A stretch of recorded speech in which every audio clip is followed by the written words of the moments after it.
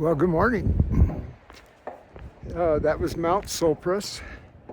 So Mount Sopris is not the highest mountain in the Elk Range or in the Roaring Fork Valley, but it definitely stands out more than any other peak in our valley. It's visible from the majority of locations in the area here. But anyway, this is, what is today? Today is Thursday, January 22nd. I'm on a hike that isn't used a lot above Basalt, Colorado. The time is probably around 9 a.m. and the temperature is probably around 20 degrees. And we're supposed to get snow tomorrow, which I hope that happens because it is extremely dry in our valley. I'm walking on the edge of the Lake Christine Wildlife Refuge, and I don't know if it's legal for me to be hiking here. I know Lake Christine, the wildlife refuge, it's a state managed refuge, is definitely off limits, but I'm not sure if this particular trail that just skirts along the edge of Basalt and the wildlife refuge is. My gut feeling is it's illegal.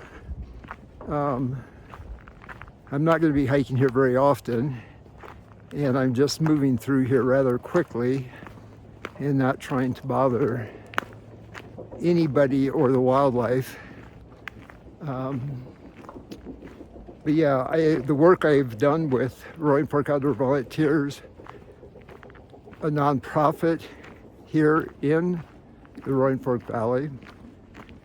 We did a lot of work with Lake Christine, the wildlife refuge, in helping with their trails, but mainly helping in areas where there was runoff and erosion.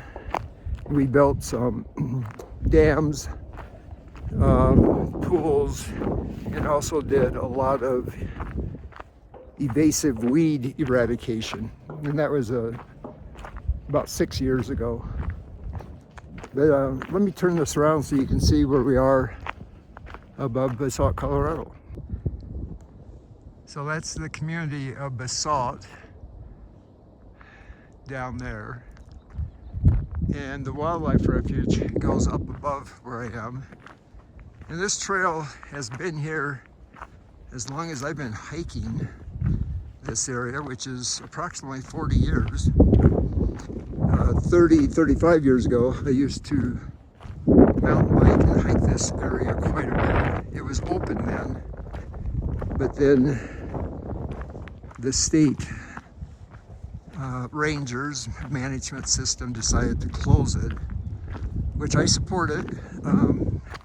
Most of the big game that comes down here, they do come down to get out of the high country when the snows are deep, and there's some open fields up above where they graze and have an easier winter than being up high trying to walk around. Well, one thing I will say, it is a beautiful day in January, and I'd rather it be a cold and snowy day, which I also think is beautiful, but a lot of people probably would disagree. But yeah, sunny. It's going to warm up quite a bit today, and we're probably going to get the warm before the storm. Anyway, we're walking down here to a section where I've run into black bears before, and I'll show that section.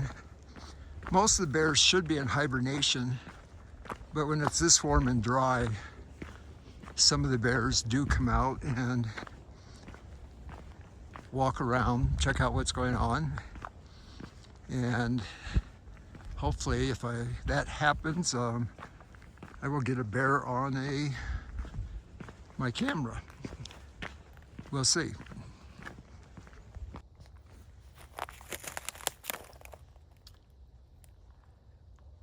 Well, I was right. The trail is closed from December 1st to April 15th. and that's where I just came from.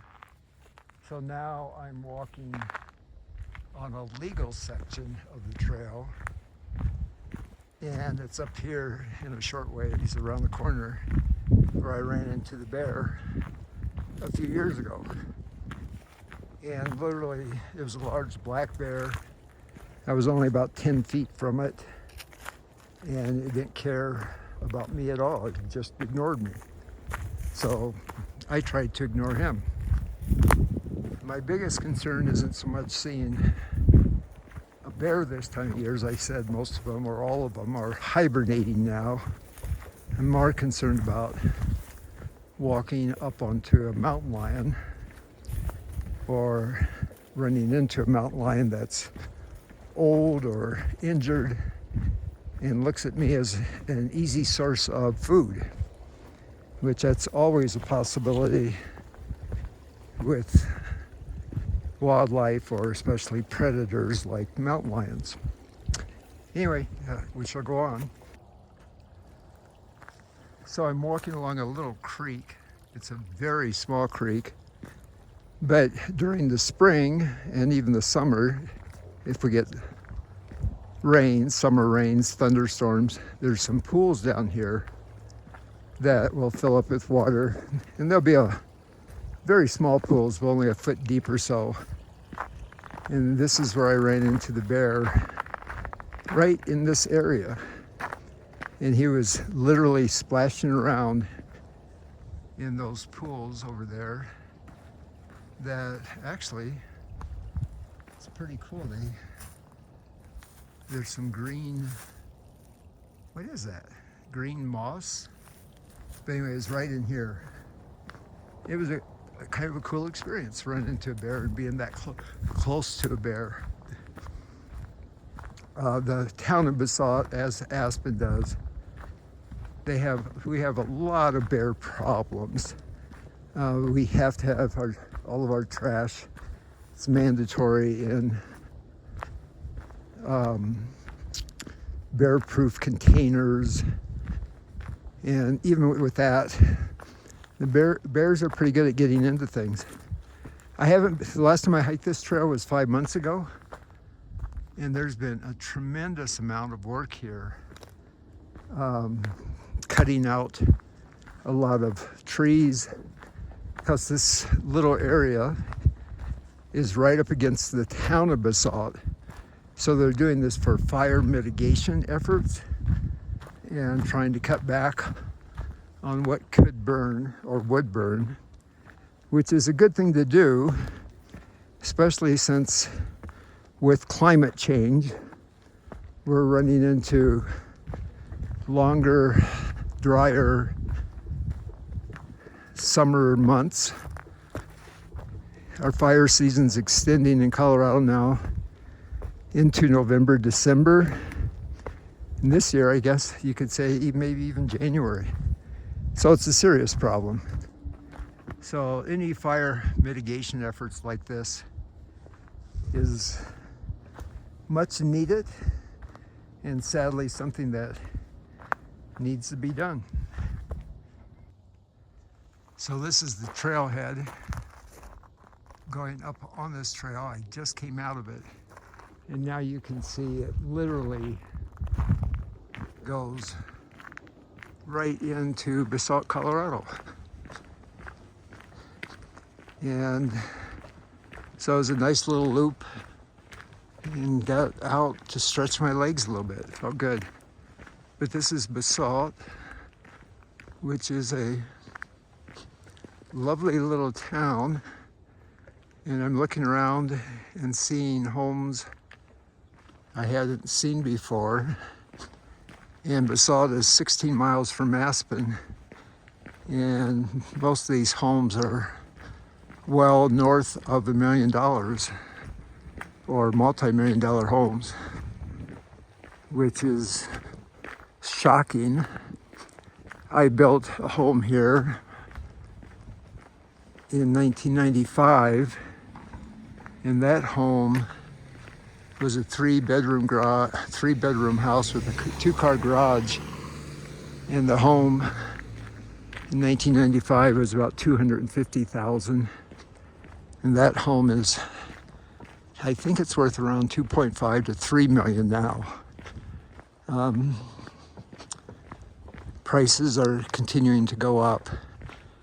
I think recently with the economy, prices have stabilized a little bit, but it's, for lack of a better way of saying it, is a little bit ridiculous. Anyway, that's the video this morning, and on my hike. It is a lovely hike that I recommend if you're in the Roaring Fork Valley.